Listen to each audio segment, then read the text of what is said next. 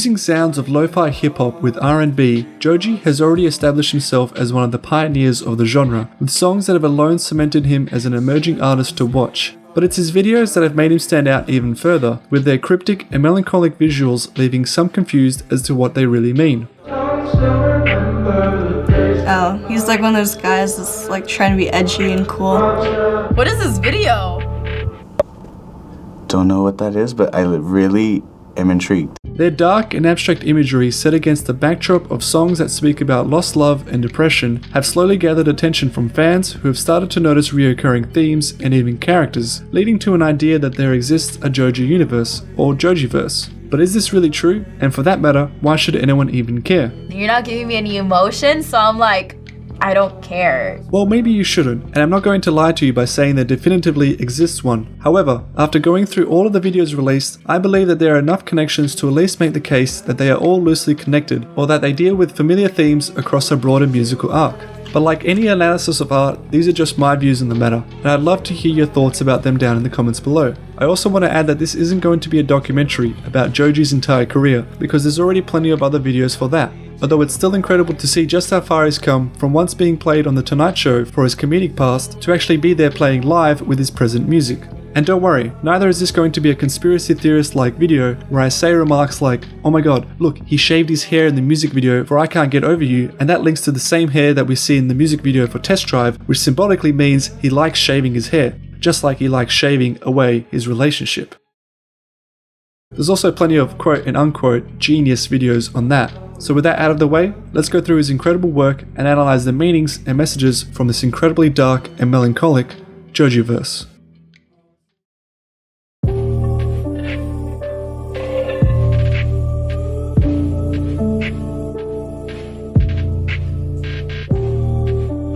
Before Joji eventually takes flight for the stars, we must first view how his life was on Earth.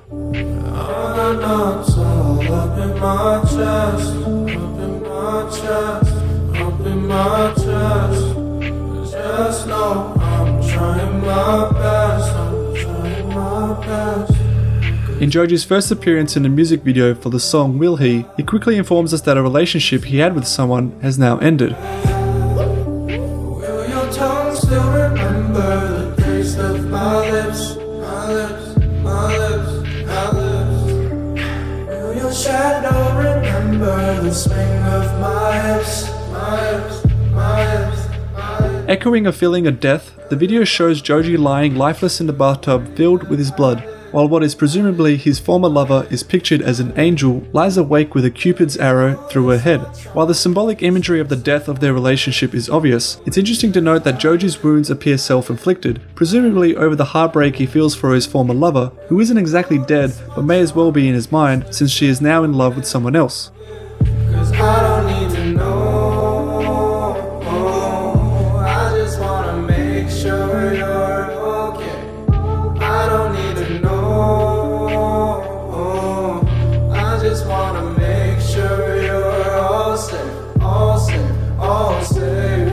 Joji has stated that the song is a ballad about losing someone to a different person, but adds that one of the reasons for this could be because both of them were honest about how toxic they were for each other. Although this decision seems rational, emotionally Joji cannot stop dwelling on who this new guy is in her life and how is she doing, constantly asking her in his mind if he would do things better for her, things that he was unable to do when he was with her. Will he treat you like shit just the way that I did?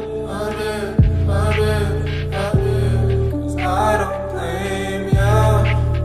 Although the image of the panda slow dancing in the dark could be nicely foreshadowing to a future song by Joji, it can also represent how Joji is flaunting a happy exterior, a lovable image, a brave face, but how we really know that deep down he is hurting on the inside. This could also symbolize how he feels about his past with the former comedic characters that he created, and the idea that others might only see him for such characters when on the inside, what he really wants is for his music to be taken seriously, but feels that he can't because of his past, ultimately haunting him with the feelings of loneliness, regret, and depression as he walks aimlessly down the streets thinking about past times and happier moments.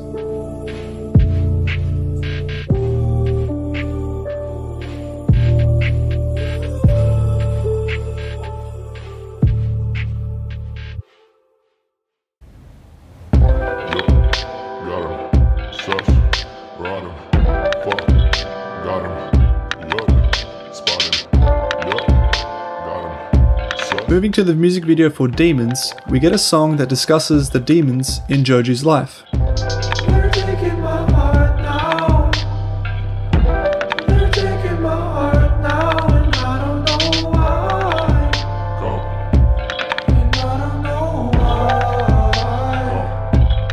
This song can again be interpreted as Joji struggles with the end of his relationship and former lover from Will-hee, but it's the video's costuming of a furry character that suggests it might also be about Joji's past with the comedic characters that he created mentioned before. The demons told me everything, they whisper in the night.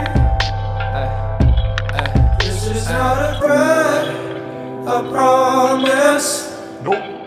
Maybe Joji is suggesting that he feels chained to those characters and the images associated with them from which he cannot escape from, tormented by the demons he created but also potentially of fans who won't let him forget about it, as equally as they'd like him to forget about his choice to focus on music. I'm living my soul.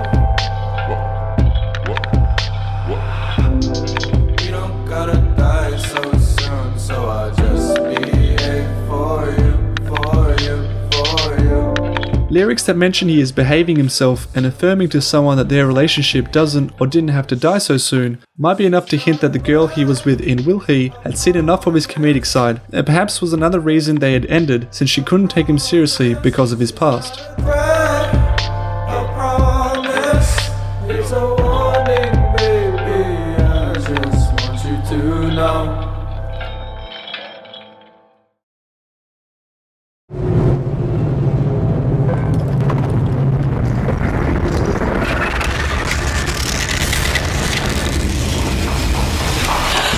In dealing with the end of his relationship and the demons of his past, the next video from the song Window gives a glimpse into how Joji is coping. I see nothing out the window. Nothing out the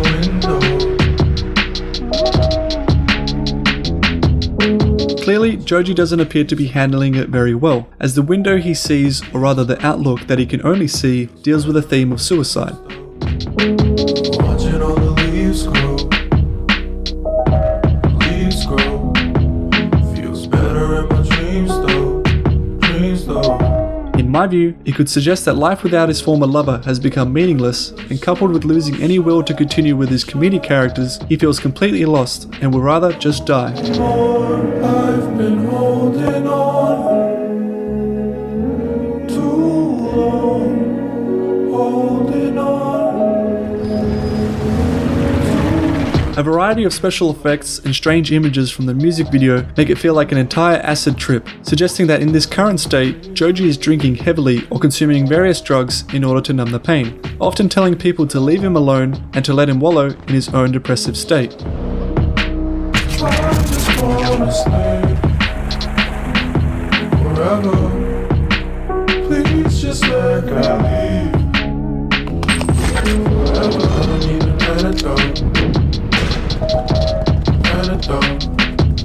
A line about not wanting an antidote echoes those ideas, but could also be a clever way of suggesting he doesn't want antidepressants, which leads to Joji further attempting to numb the pain by continuing to go out and party, in what the next song, Yeah Right, showcases in a clearer sense. I'ma fuck up my life. I'ma fuck up my life.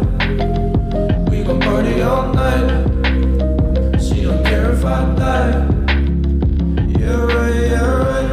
Here we see a disorientated Joji who, although can be seen in a lively party environment, doesn't look very much alive himself, as he might be there in body, but he really isn't there in spirit, which explains why he says the song came from him going out a lot, but in reality he didn't know why he was doing so because he wasn't really enjoying himself, further adding to those feelings that he doesn't seem to care about his life anymore, and those notions of numbing the pain and wanting nothing more than to ruin his life. I'd just like come back from like a pointless night. Yeah, like it's fast paced and it's moving, but like I'm not really like in it the way everyone else is at this very moment. Joji has also stated that the song is about being with someone who you know that deep down doesn't really care about you. You definitely know when someone doesn't give a fuck about you when they're not checking you. You're like, is this a good thing? Is this a bad thing? You're like, yeah, whatever. It's very clear that this figure is just orbiting me for the sake of orbiting. This could potentially be a new woman or women in general that he meets out at clubs, but which he knows aren't really into him, aren't really into the way his former lover was, and who just prefer to remain stagnant in this comfortable environment, which isn't exactly destructive, but also isn't very productive for either of them. This is like a person that's way past self-hatred. It's not destructive. It's not productive, but it's not destructive. And that's how a lot of people get stuck, I feel like, in relationships and also in just life in general.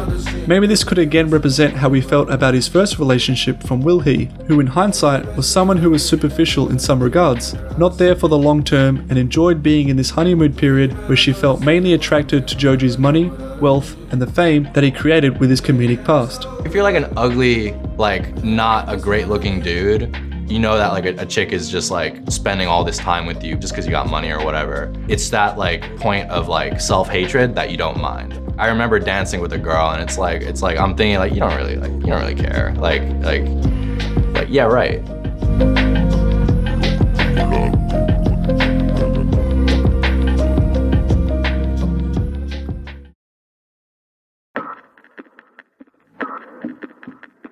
Our final image of Joji in this outgoing party-like state is of him with his head in the clouds. Out of reach, out of time. Maybe I'm too high. Out of mind, out of light. Almost lost my sight. A somewhat more upbeat track, the video departs from the party environment of Yeah Right, which could be a way of giving us a glimpse of where Joji's head is really at, where his mind gravitates towards happier times, memories of his former lover, and dreams of his musical aspirations. Head in the clouds, and I'm not coming down. I used to swim, now I'm ready to sink. I wanna give you what I cannot do. In a way, the video feels similar to the hallucinogenic imagery that we saw from the song Window, as it again suggests that Joji's perception of reality is being affected from being under the influence. But in contrast, these images appear to be brighter and less melancholic than what we saw in Window, suggesting that this is why he drinks or takes drugs to cope, to make him feel happy, which we know in reality is just an illusion. In a haze, different days. Maybe I'm too nice. In a maze, in a daze. I don't read your signs. Which brings us to the conclusion of this volume, where we've seen the start of Joji's heartbreak, his inability to cope with the lost relationships both with his lover and the demons of his past, and the struggle of forming new ones that are just as meaningful, leading him to ultimately seek ways to push away his grim reality, to ignore what he really sees and feels before he comes to and finds himself slow dancing in the dark.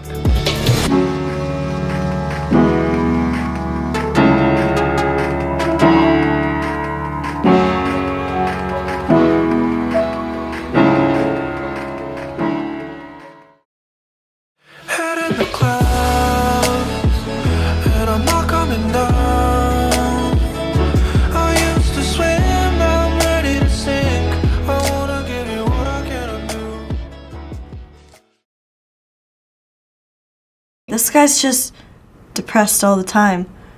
Like, try a different emotion.